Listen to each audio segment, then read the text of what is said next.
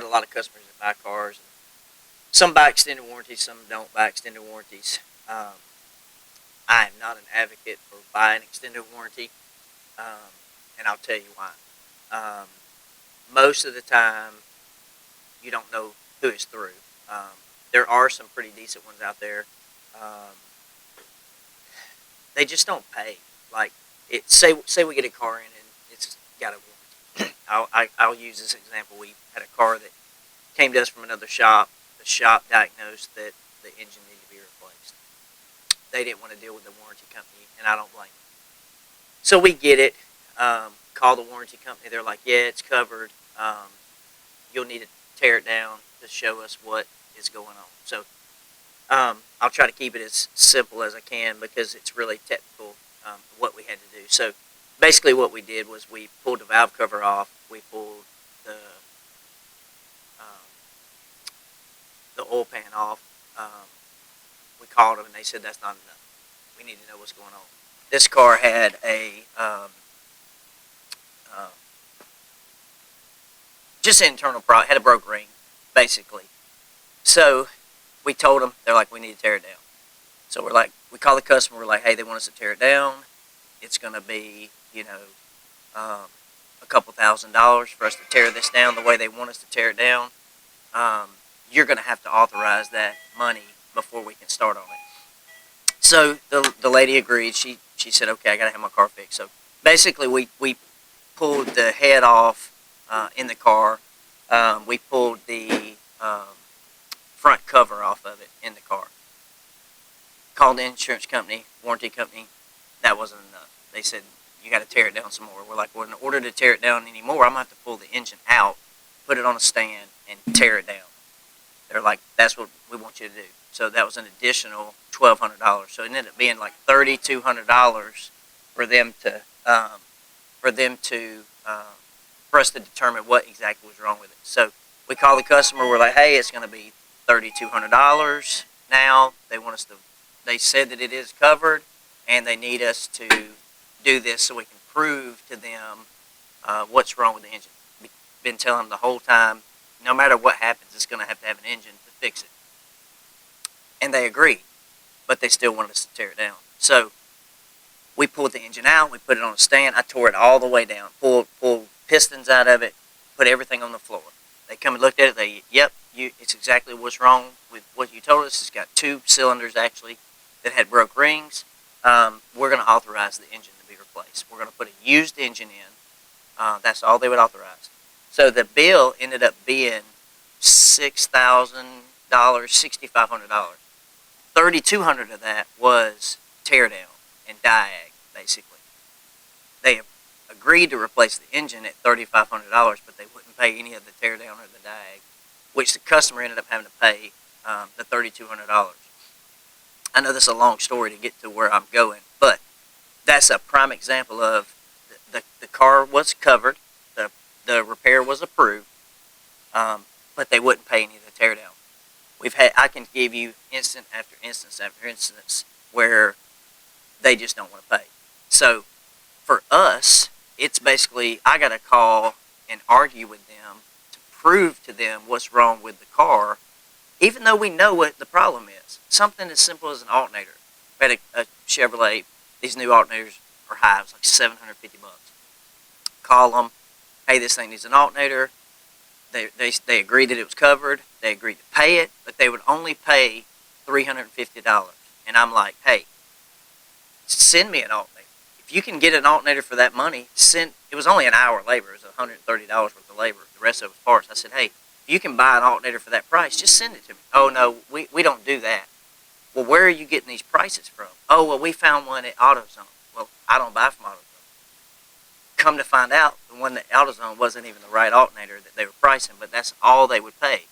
And it's every time it's an argument. Every time it's, and I get it. There's shops out there that are dishonest and maybe not have the skill level to diagnose some of the stuff and get the repairs done for them, and they feel like they're being taken advantage of, maybe, I guess. So they prove it, just like any kind of insurance company. They're going to try to get out as cheap as they can.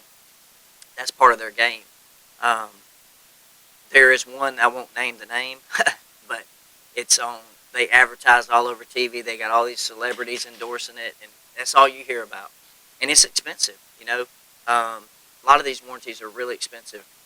This particular one, I had a friend that had one, and it was $100 a month.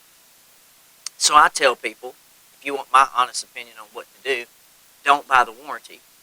Start a savings and put $100 a month in that savings account, and whenever you need to get your car worked on, pull the money out of that account to pay for the repairs. Most people that buy extended warranties never use them. They expire before they ever need them. A lot of people, you know, do have some that are pretty decent. We work with a couple customers that have them, and they're fairly good. They never pay the whole bill, but they're better than most, I guess you could say. These new cars with all the electronics and all the different stuff. I mean, when you go buy a new car now, do you want an extended warranty? Yes or no? No. Do you want a warranty on your key fobs? Do you want a warranty on the paint? Do you want a warranty on the seats? I mean, now it's gotten crazy, and not any fault to the finance guy that's trying to sell you all that, because he gets paid for every one of them he sells you. That's why he's selling them. And they make it sound real good. They put it in the payment. You don't have to pay it. This $4,000 warranty will only cost you $28 a month, or whatever the case may be. But like I said, most people that have it don't ever get to use it.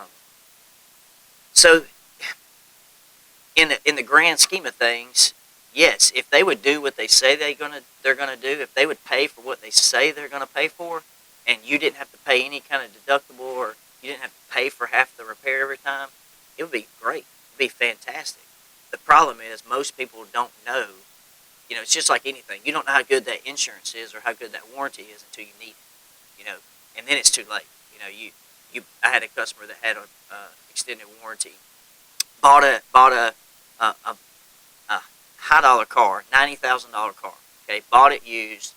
Bought it from a dealership in Florida.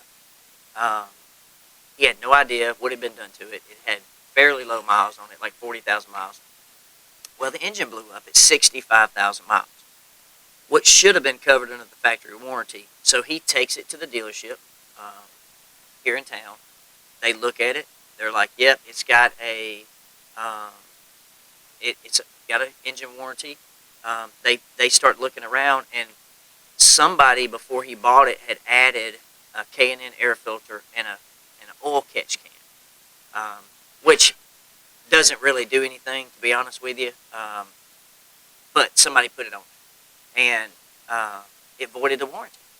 So he went back and forth for months. This went on. He had the car about 6 months. Like I say, paid $90,000 for it.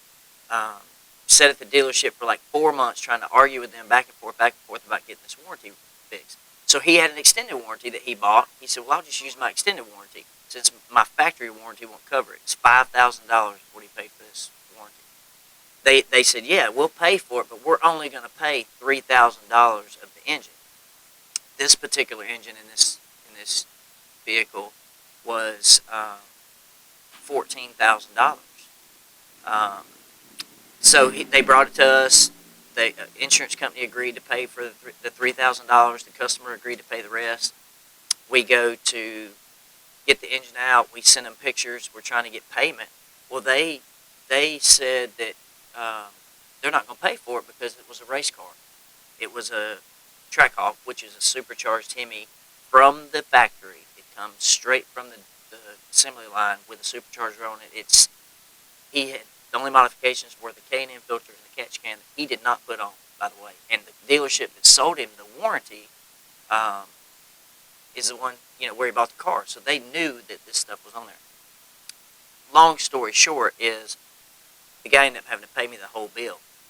So he didn't get anything for his $5,000 or $6,000, whatever this warranty was. I know it was over $5,000 is what he paid for it. But I can give you instance after instance after instance where this is what they do.